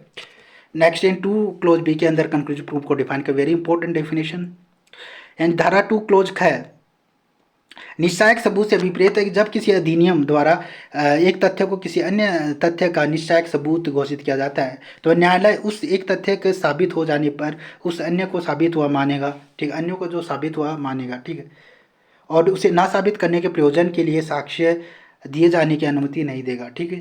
नेक्स्ट यानी सेक्शन 2 क्लोज ख के अंदर दे रखा, वेरी इंपॉर्टेंट, इसको याद, जो जो नए एक्ट हैं बीएनएस, बीएसए, बीएसए और बीएनएसएस, इनमें सारे क्वेश्चन जो डायरेक्ट यानी सेक्शन बेस से आएंगे या डेफिनेशन जो नए जो प्रोविजन लागू हुए हैं इंक्लूड किए गए हैं वो वहाँ से क्वेश्चन आएंगे, ठीक है, कोई इलिस्ट्रेशन बेस ऐसा कोई क्वेश्चन नहीं आएगा, वो बाकी वो एविडेंस से सेम ही है, एविडेंस एक्ट सीआरपीसी एविडेंस, ठीक है, और आईपीसी के अंदर वो सेम है, ठीक है, बाकी जो यहाँ से जो डायरेक्ट क्वेश्चन आएंगे, ठीक है, उसको अच्छे से आप इंडेक्स अच्छे से याद कर लेना, ठीक है। नेक्स्ट क्वेश्चन नंबर 50, इसका दीजिए answer, which section define the document under भारतीय साक्ष्य अधिनियम, section 2 close 1B, 2 close 1C, 2 close 1D, 2 close 1E, भारतीय साक्ष्य अधिनियम के अंतर्गत दस्तावेज की कौन सी धारा में परिभाषित किया, सेक्शन 2 क्लोज ख या घ, बताओ फटाफट से, ठीक, डॉक्यूमेंट को कहाँ डिफाइन करा है वो आपको बताना है, ठीक है जी। क्वेश्चन नंबर 50 का 50 क्वेश्चन हो चुके हैं अभी तक, ठीक है, इसका right answer option number 1D यानी कि क्लोज यानी कि 2C राइट आंसर यानी 2 क्लोज डी के अंदर डिफाइन करेगा, ठीक है, तो इसका राइट हिंदी में हो जाएगा क्या, हिंदी के अंदर एंड 2 क्लोज घ के अंदर option number D is correct हो जाएगा, ठीक है, 2 क्लोज घ दस्तावेज को यानी 2 क्लोज घ के अंदर डिफाइन करा गया, ठीक है, तो ऑप्शन यानी कि सी इज करेक्ट हो जाएगा, डॉक्यूमेंट दस्तावेज, ठीक है। नेक्स्ट सेक्शन 51 अकॉर्डिंग टू भारतीय साक्ष्य अधिनियम टर्म द डॉक्यूमेंट इंक्लूडिंग भारतीय साक्ष्य अधिनियम के अनुसार दस्तावेज सब शामिल है only matter recording using letter and figures, केवल अक्षरों और आंकड़ों का केवल दर्जे करके दर्ज की गई बात, only written print and record केवल लिखित या मुद्रित अभिलेख, ओनली हैंड राइटिंग डॉक्यूमेंट केवल हस्तलिखित दस्तावेज, any matter recorded using letter figures marks other means including electronic digital record, अक्षरों और अंकों चिन्हों और इलेक्ट्रॉनिक डिजिटल अभिलेख सहित अन्य साधनों का उपयोग करके दर्ज की गई कोई भी बात। ठीक है, दस्तावेज के अंदर क्या आएगा, तो ऑप्शन नंबर यानी डी इज करेक्ट हो जाएगा, यानी कि any matter recording using letter figures marks is correct answer हो जाएगा। The means including the electronic digital records इसके अंदर इंक्लूड कर दिया गया है, इलेक्ट्रॉनिक डिजिटल अभिलेख भी शामिल कर दिया गया है। ठीक है जी, तो option number D is correct हो जाएगा। ठीक है, नेक्स्ट क्वेश्चन नंबर 52 बताओ, 52 का दीजिए आंसर।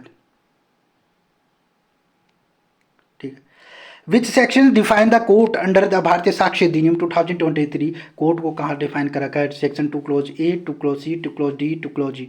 यहाँ से क्वेश्चन 100% चांस है आने के। ठीक है, तो यहाँ से डेफिनेशन जो क्लोज है वहाँ से क्वेश्चन आने के चांस है, B S A, B N S और बी एस से, बी एस एस से, बी एन एस एस सब में आएंगे। ठीक है, तो इसमें भारतीय साक्ष्य बी एस के अंदर ये इंपॉर्टेंट डेफिनेशन है, सारी डेफिनेशन अच्छे से कर लेना, मैं सारी डेफिनेशन लेके आया हूँ। ठीक है, उसको अच्छे याद करा दूंगा, यहाँ से कोई क्वेश्चन आए तो गलत ना हो। ठीक है, एग्जाम तो कोर्ट कहाँ डिफाइन, सेक्शन 2 क्लोज 1 के अंदर कोर्ट को डिफाइन कर रखा है, धारा 2 क्लोज क के अंदर, 2 क्लोज 1 के अंदर। ठीक है, न्यायालय को परिभाषित कर रखा है। ठीक है जी, नेक्स्ट कोर्ट यानी कि सेक्शन 2 क्लोज ए, कोर्ट के इंक्लूडिंग है ऑल जजेज magistrate all person except the arbitrator. ठीक है, एक्सेप्ट सिवाय द आर्बिट्रेटर इसके अंदर शामिल नहीं, यहाँ से भी क्वेश्चन बनता है, legally authorise take the evidence. ठीक है, सेक्शन 2 क्लोज क न्यायालय के अंतर्गत, सेक्शन 2 क्लोज क के अंदर न्यायालय है, न्यायालय के अंतर्गत वह सभी न्यायाधीश मजिस्ट्रेट न्याय और मध्यस्थ के सिवाय ये छोड़ के साक्ष्य लेने के लिए विधि द्वारा प्राधिकृत सभी व्यक्ति इसके अंदर आते हैं। ठीक है जी, next question number 53, which section define the evidence को कहाँ डिफाइन कर रखा है वो बताना है, भारतीय साक्ष्य अधिनियम के अंदर एविडेंस को कहाँ डिफाइन कर रखा है वो आपको बताना है, साक्ष्य को कहाँ डिफाइन कर रखा है, यानी सेक्शन 2 क्लोज ए, 2 क्लोज सी या 2 क्लोज डी या 2 क्लोज ई, 2 क्लोज क, 2 क्लोज ख ग नहीं, बताओ फटाफट से। क्वेश्चन नंबर 53 का राइट आंसर देना है, तो इसका राइट आंसर हो जाएगा ऑप्शन नंबर यानी कि D, D right and 2 close E, 2 close अना के अंदर दे रखा है और एविडेंस। ठीक है जी, नेक्स्ट फैक्ट्स को कहाँ डिफाइन करा है वो बताना है, भारतीय यानी सेक्शन 2 क्लोज ए, 2 close C, 2 close F, 2 close ई। ठीक है, भारतीय साक्ष्य अधिनियम के अंदर 2023 के अंतर्गत तथ्य को किस धारा के अंदर परिभाषित कर रखा है। ठीक है, ये बताओ फटाफट से, अगर क्वेश्चन आ रहा है तो भी आंसर देना है, नहीं आ रहा तो भी, यानी कि ये इंपॉर्टेंट डेफिनेशन, ये मत सोचे कि मुझे आ रहा है, बाद में एक बार इनको अच्छे से रिवाइज कर लो, याद कर लो। ठीक है, और बाद में एक बार रिवाइज करके जरूर जाना एग्जाम में, यहाँ से क्वेश्चन आने के चांस है। ठीक है, तो 2 क्लोज ए, 2 close C, 2 close F, 2 close ई, बताए फैक्ट्स कहाँ पे डिफाइन कर रखा है। ठीक है, तथ्य, तथ्य कहाँ पे डिफाइन कर रखे हैं, सेक्शन 2 क्लोज एफ के अंदर यानी कि तथ्य, यानी कि तथ्य 2 क्लोज यानी option number C is correct हो जाएगा। ठीक है, 2 क्लोज च, इसका राइट आंसर यानी कि ऑप्शन नंबर 2 क्लोज च के अंदर तथ्य को परिभाषित कर रखा है। ठीक है, नेक्स्ट फैक्ट क्या होता है वो भी आप देखिए, सेक्शन 2 क्लोज के अंदर anything state of thing relation the capable of being perceived by the sense any mental condition which any person is conscious, illustration, ये है वेरी इंपॉर्टेंट इलस्ट्रेशन। ठीक है, there are certain object arrange the certain order is facts, the person had show the something fact, person said certain word is fact, a person holds certain opinion as a certain intention act in good faith fraudulently use a particular word in particular sense is was at a specified time conscious particular sanction is a fact। ठीक है, तो तथ्य वह section धारा 2 clause के अंदर तथ्य को परिभाषित किया गया है, इसके अंतर्गत ऐसी कोई वस्तु, वस्तु की अवस्था, वस्तुओं का संबंध या इंद्रियों द्वारा बोधगम्य हो, कोई भी मानसिक दशा जिसका बोध किसी व्यक्ति को हो। ठीक है, इसका दृष्टांत वेरी इंपॉर्टेंट दृष्टांत है, पहला है अमुक स्थान, अमुक क्रम या अमुक पदार्थ, यानी वो तथ्य हैं, व्यक्ति कुछ सुनता है देखता है वो तथ्य है, व्यक्ति अमुक शब्द कहता है वो तथ्य है, मनुष्य अमुक राय रखता है, अमुक राय अमुक आशय से या सद्भाव कपटपूर्वक या किसी विशिष्ट शब्द को विशिष्ट भाव में प्रयोग करता है या उसे किसी विशिष्ट वेदना का बोध किसी विनिर्दिष्ट समय में है, एक तथ्य, ये सब ये सारे क्या तथ्य हैं। ठीक है जी, next question number 55 very important, which section define the relevant, relevant से कहाँ डिफाइन कर रखिए, सेक्शन 2 क्लोज आई के जी एफ, बताओ बी एस ए की धारा उपधारणा करेगा, उपधारणा करेगा कहाँ करे, यानी ये रिलेवेंट है, सुसंगत तथ्य है। ठीक है, सुसंगत तथ्य का लेना है इसको। ठीक है, रिलेवेंट कहाँ है, ठीक है, उपधारणा नहीं है। तो इसका राइट आंसर वो आपको बताना है, ठीक है। क्वेश्चन नंबर कौन सा है, 55 रिलेवेंट, ठीक है। तो इसका राइट आंसर है, यानी कि रिलेवेंसी यानी कहाँ डिफाइन कर रखी है, ठीक है।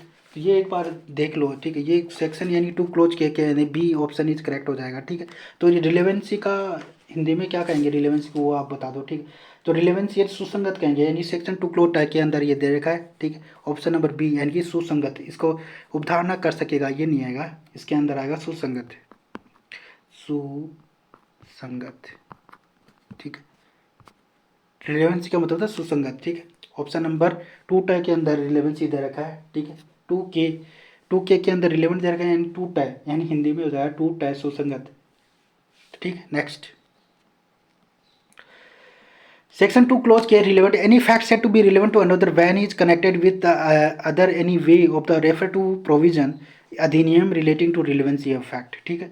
तो ऐसे एक दूसरे तथ्य से सुसंगत कहा जाता है, जबकि तथ्यों की सुसंगति से संबंधित इस अधिनियम में उपबंधों के निर्दिष्ट प्रकारों में से किसी भी प्रकार के वह तथ्य उस दूसरे तथ्य से सशक्त हो, दूसरे तथ्य से क्या हो, रिलेवेंसी यानी सशक्त हो, वो सुसंगत तथ्य कहलाते हैं, रिलेवेंट फैक्ट कहलाते हैं, ठीक है। Question number 56, electronic code email server logs and documents और computer laptop smartphone message websites location service and voice mail message and store digital devices are क्या कहते हैं, facts opinion document motive. Email server log से electronic अभिलेख computer laptop smartphone दस्तावेज message website स्थानीय साक्ष्य और डिजिटल डिवाइस में संग्रहित वॉइस मेल मैसेज को क्या कहेंगे, फैक्ट्स या ओपिनियन, ठीक है। तथ्य राय या दस्तावेज हेतु बताओ फटाफट से इसको क्या कहेंगे, जो electronic records email log server document computer laptop smartphone message website location evidence voice mail message store digital devices, ये डॉक्यूमेंट्स के अंदर इंक्लूड ये, ठीक है। तो ये लिस्ट से ऑप्शन नंबर यानी थर्ड इज करेक्ट होता है, इसको क्या कहेंगे, दस्तावेज कहेंगे, क्या कहेंगे, दस्तावेज, ठीक है। तो एक ये क्या है, एक दस्तावेज है, option number third is correct हो जाएगा, ठीक है। Next, question number 57 very important, which section related evidence में be given fact in issues and relevant fact under भारतीय साक्ष्य अधिनियम 2023। ये कौन सा सेक्शन एविडेंस में be given fact in issues relevant fact, यानी भारतीय साक्ष्य अंतर्गत विवादक तथ्यों और सुसंगत तथ्यों के साक्ष्य से संबंधित कौन सी धारा है, तो धारा कौन सी, 2, 3, 4, 5, ठीक है। तो इसका राइट आंसर ऑप्शन नंबर यानी कि बी इज करेक्ट हो जाएगा, इन धारा 3 के अंदर ये दे रखा है, ठीक है। तो एविडेंस में be given fact in issues relevant fact, ठीक है। नेक्स्ट, जो इंडियन एविडेंस है, ये एक्ट नंबर कौन सा, 47 है, राष्ट्रपति की सहमति जो मिली थी 23 दिसंबर 2023। वेरी इंपॉर्टेंट फैक्ट्स है, इनको आप अच्छे से याद कर लें। और जो कमिंग टू फोर्स 1 जुलाई को लागू हुआ था। एंड इसका जो प्रियम्बल कहता है, act consolidate amendment to provide for general rule principle evidence for fair trial, very important. इसके अंदर 4 पार्ट्स हैं, ठीक है। ये 4 पार्ट में डिवाइड कर रखा है, और टोटल सेक्शन की बात करें 170 है, और चैप्टर 12 चैप्टर हैं इसके अंदर। एंड सेक्शन 2 है जो डेफिनेशन की बात करता है, और जो इंडियन एविडेंस के अंदर है वो सेक्शन 3 है, ठीक है। वहाँ पे 2 नहीं है, ठीक है, ठीक है। तो यहाँ पे section 2 clause A, 2 clause A court, यानी कि सेक्शन 2 क्लोज का के अंदर न्यायालय है। 2 क्लोज, इसको अच्छे से याद कर लो एक बार, ठीक है। मैं लेके आया हूँ इंपॉर्टेंट, ठीक है। इनको अच्छे से याद कर लीजिए। सेक्शन 2 क्लोज बी में कंक्लूसिव प्रूफ है, निस्सायक सबूत 2 क्लोज ख के अंदर है, और सेक्शन 2 क्लोज सी डिसअप्रूव या नासाबित 2 क्लोज ग के अंदर है, ठीक है। 2 क्लोज डी के अंदर क्या है, डॉक्यूमेंट्स है। 2 क्लोज ग है यानी दस्तावेज। 2 क्लोज ई के अंदर एविडेंस है। 2 क्लोज एन के अंदर साक्ष्य। 2 क्लोज एफ के अंदर फैक्ट्स है। 2 क्लोज है यानी तथ्य से डील करता है, ठीक है। नेक्स्ट क्वेश्चन नंबर 58, इसका बताओ, when the one fact declared to BSA to conclusive proof of another, the court shall on the proof one fact, ठीक है। It shall not be allowed to evidence given the purpose of disapproving, may be allowed to evidence given the purpose of disapproving, C both A and B। तो इसका right answer आपको बताना है question number 50 act का, ठीक है। फटाफट से करेक्ट आंसर दीजिए। एंड की एविडेंस, अभी मैंने कंक्लूसिव प्रूफ की डेफिनेशन मैंने कराया था, ठीक है। तो evidence shall not be given, साक्ष्य नहीं दिया जाएगा, evidence shall not be allowed to evidence for the purpose of, option number 1 is correct हो जाएगा, ठीक है। जब बीएससी की धारा तथ्य को एक दूसरे तथ्य का निस्सायक सबूत घोषित किया जाता है, तो न्यायालय एक तथ्य से साबित हो जाने पर तो उसे ना साबित किए जाने के प्रयोजन साक्ष्य नहीं दिया कि अनुमति नहीं होगी, ऑप्शन नंबर 1 इज करेक्ट हो जाएगा। Next, which section define the may presume यानी उपधारणा कर सकेगा, कहाँ पे डिफाइन कर रखा है, मे परजूम बतानी है, सेक्शन 2 क्लोज एच के अंदर दे रखा है, ठीक है। Two clause H I J H H के अंदर ये दे रखा है यानी मैं परचूम, ठीक है, उपधारणा कर सकेगा यानी कि उपधारणा कर सकेगा, ऑप्शन नंबर 2 1 जय जय के अंदर, ठीक है, कर सकेगा, option number C is correct हो जाएगा मैं परचूम, ठीक है जी। नेक्स्ट,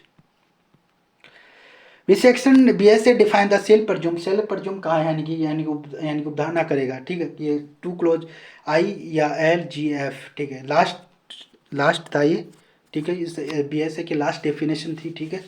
तो इसका राइट आंसर बताना है फटाफट से, ठीक है, इसका राइट आंसर हो जाए option number B and two clause L के अंदर ये डिफाइन क्या है, टू क्लोज ठे ठे ठे तारा टू क्लोज ठे के अंदर उपधारणा कर सकेगा दे रखा है, ठीक है जी।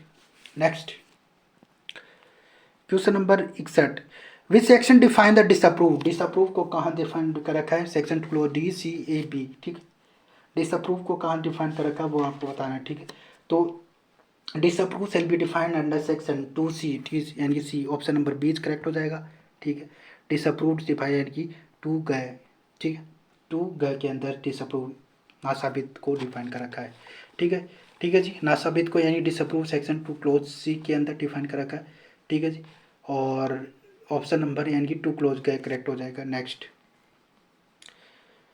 प्रूव को कहाँ डिफाइन कर रखा है वो आपको बताना है, यानी कि which section BSc define the prove, proved, ठीक है, साबित, बीएससी की धारा में साबित को परिभाषित कर रखा है, ठीक है, सेक्शन 2 क्लोज आना के अंदर, ठीक है, two clause J, two clause J is correct answer हो जाएगा, option number B is correct हो जाएगा आना के अंदर, ठीक है, साबित, प्रूव्ड, ठीक है। नेक्स्ट, सेक्शन 2 क्लोज जे के अंदर डिफाइन कर रखा है, ठीक है, आना। Next, 23, proof is result is inquiry evidence investigation statement, साबित किसका परिणाम, पूछताछ का, साक्ष्य, जांच या कथन का, तो इसका राइट आंसर हो जाएगा option number B is correct, evidence का, ठीक, प्रूफ किसका रिजल्ट है, साक्ष्य का, ठीक है। Next, question number 64, which section define the not prove, not prove को कौन सा, ना साबित कहाँ डिफाइन कर रखा है, साबित नहीं हुआ, साबित नहीं हुआ कहाँ डिफाइन कर रखा है वो आपको बताना है, ठीक है। सो दो नॉट प्रूव यानी सेक्शन 2 क्लोज आई जे एफ के यानी कि झ एच है, ठीक है, वो पता है, ठीक है, फटाफट से टै के अंदर, ठीक है, तो इसका राइट आंसर हो जाएगा ऑप्शन नंबर, इसका यानी कि झ करेक्ट हो जाएगा, ठीक है, option number 1 is an two clause I के अंदर define define the disprove not prove, ठीक है, नॉट प्रूव यानी कि fact said to be not prove when it neither prove not disprove, ठीक है, ऐसे साक्ष्य यानी कि तथ्य साबित नहीं हुआ कहा जाता है जब न तो उसको साबित किया जा गया हो और न ही ना साबित किया गया हो, ठीक है। तो क्वेश्चन नंबर आप बचा लास्ट, क्वेश्चन नंबर 65, इसका दीजिए फटाफट से, document means matter, any matter express describe और सब्सटेंस में लेटर फिगर मार्क्स और दबो, दस्तावेज से तात्पर्य किसी पदार्थ है या अभिव्यक्त वर्णित किसी मामले में अक्षरों से, अंकों से, चिन्हों से, उपरोक्त सभी, तो इसका राइट आंसर हो जाएगा ऑप्शन नंबर डी हो जाएगा, लेटर फिगर मार्क्स सारे इसके अंदर आएंगे, ठीक है, डॉक्यूमेंट्स के अंदर।